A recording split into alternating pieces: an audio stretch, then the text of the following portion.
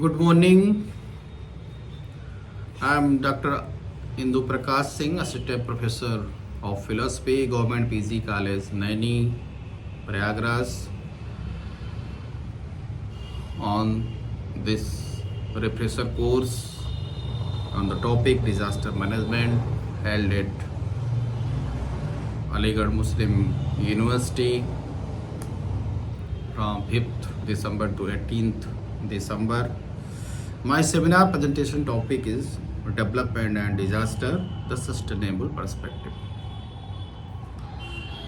Here we first define about the development and we will talk about the development. And when we talk about development, तो इस development का तात्पर्य क्या है? क्या हम इस development को ये भौतिक development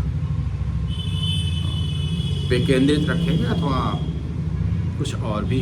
निश्चित रूप से अगर डेवलपमेंट के कारण डिजास्टर है तो वह भौतिक डेवलपमेंट ही है, क्योंकि आध्यात्मिक, सांस्कृतिक, वैचारिक इन विकासों के कारण कोई डिजास्टर अथवा आपदा नहीं आता है। जब हम भौतिक विकास की बात करते हैं तो शुरुआत होती है भौतिक विकास की। हम औद्योगिक क्रांति को रेखांकित करना सर्वप्रथम आरंभ करते हैं कि जब यूरोप में औद्योगिक क्रांति हुआ तो विकास अथवा भौतिक विकास औद्योगिकीकरण की बाढ़ सी आ गई और पूरी दुनिया उस भौतिक विकास की चकाचौंध में जिसके जो भी संसाधन थे उसमें आगे बढ़ने की होड़ में आ गया।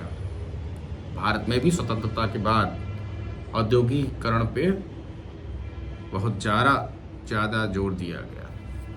इस औद्योगिकीकरण के विकास के कारण बहुत ढेर सारे निर्माण कार्य आरंभ हुए, फैक्ट्रियां लगी।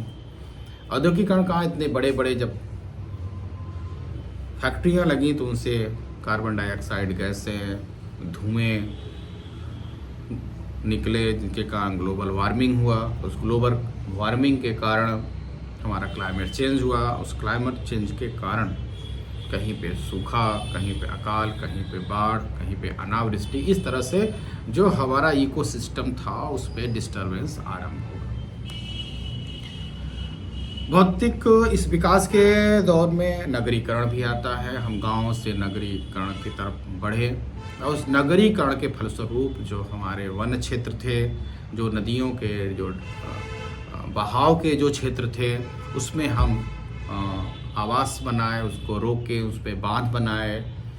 उन बांधों के कारण और निर्माण के कारण जो हमारा ग्राउंड वाटर के जो चैनल थे वो भी प्रभावित हुए और बाढ़ और आपदा विभिन्न रूप में आने लगी। नगरीकरण के फलस्वरूप ही जब जो लोग नगर में रहे तो वो पूरी तरह से आधुनिक जीवन शैली पे निर्भर रहे, तो उसके कारण एसी, फ्रिज, मोटरयान और ढेर सारे ऐसे इलेक्ट्रिक उपकरण जिनके कारण ग्लोबल वार्मिंग होती है वो आरंभ हुआ और जिसके कारण हमारे वातावरण का तापमान बढ़ा, ओजोन परत का क्षरण आरंभ हुआ और पूरे दुनिया में डिस्कशन चालू हो गया कि विकास के कारण विनाश की रूपरेखा का आरंभ हो गया।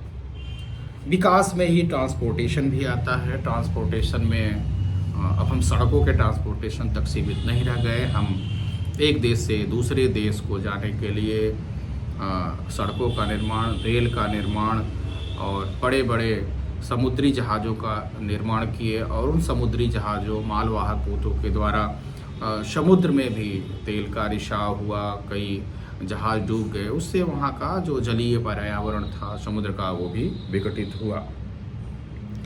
पर्यटन उद्योग के कारण जो हमारे वन क्षेत्र थे और जो बहुत ज़्यादा ऑक्सीजन उत्सर्जन और कार्बन डाइऑक्साइड को सोखते थे, वहाँ पे भी दिक्कतें आई। और अभी हाल ही में जो उत्तराखंड में ये टनल का जो आपदा आई थी जिसमें हमारे 41 मजदूर फंसे थे, वो साइंस और टेक्नोलॉजी के उपयोग के कारण हम उसको में राहत पहुंचा पाए, हम उनको सफलतापूर्वक निकाल पाए।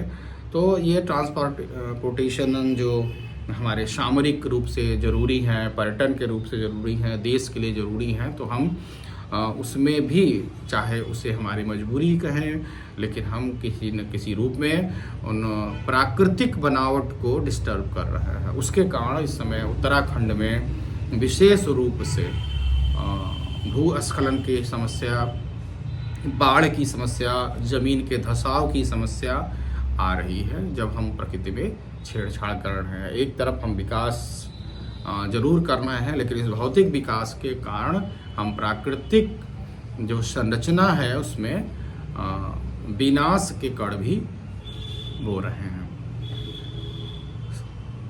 भौतिक जो जीवन शैली है हमारी, उस भौतिक जीवन शैली के कारण न केवल हम क्लाइमेट चेंज के लिए उत्तरदायी हो रहे हैं, ग्लोबल वार्मिंग के लिए उत्तरदायी हुए हैं, अपितु अभी दिल्ली में आपने देखा और भी शहरों में इस तरह से जो हमारा जो पर्यावरण का जो मानक है वायु का, उसमें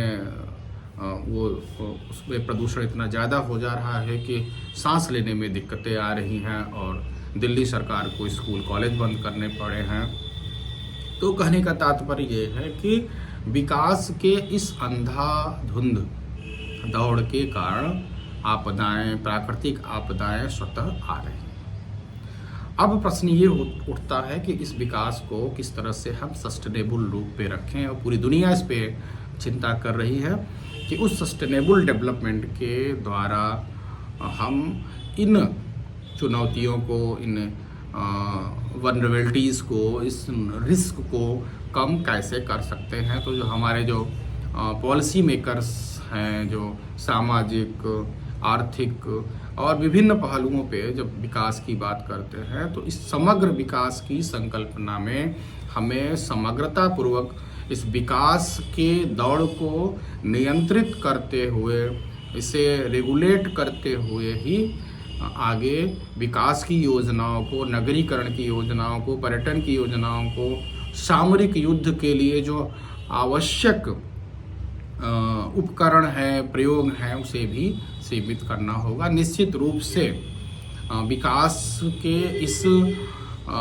अविचारित अंधानुकरण के कारण हमारे पर्यावरण को बहुत क्षति हुई है और जिसके कारण विभिन्न प्राकृतिक आपदाएं आ रही हैं। तो निश्चित रूप से हमें सस्टेनेबल अप्रोच के साथ विकास को करना होगा। अपने नीति के निर्धारण में, अपने पॉलिसीज़ में इसे एडॉप्ट करना होगा कि हम विकास तो करें, लेकिन ये इस विकास का जो हमारी जो दिशा होगी वह सुनियोजित, सुव्यवस्थित और मानव और जीव जंतुओं के कल्याण एवं प्रकृति के साथ सह अस्तित्व बना करके ही विकास को करना होगा। तभी आने वाले समय में हम सस्टेनेबल डेवलपमेंट्स के गोल को प्राप्त कर पाएंगे और हमारा जो विकास होगा वह दीर्घकालिक और अस्थायी होगा।